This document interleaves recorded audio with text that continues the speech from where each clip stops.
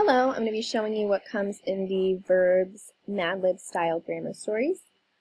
There are 4 different stories in this pack, and they all focus on just using verbs. I'm going to go through how your students will edit it once you assign it. So to assign it to them, you'll want to save the individual page as its own file, and then assign that to your students, and make sure you select each student gets their own copy.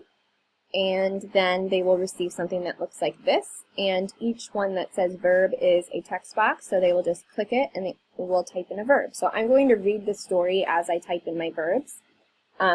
If they don't do that and they just want a silly story, that's fine. But if you want them to focus on subject-verb agreement, then tell them to go back and reread it and make sure that it makes sense. It's up to you.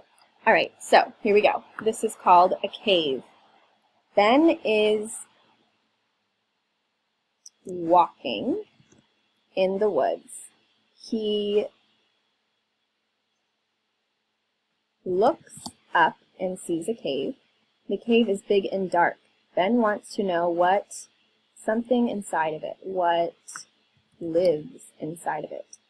He thinks there might be bears or bats.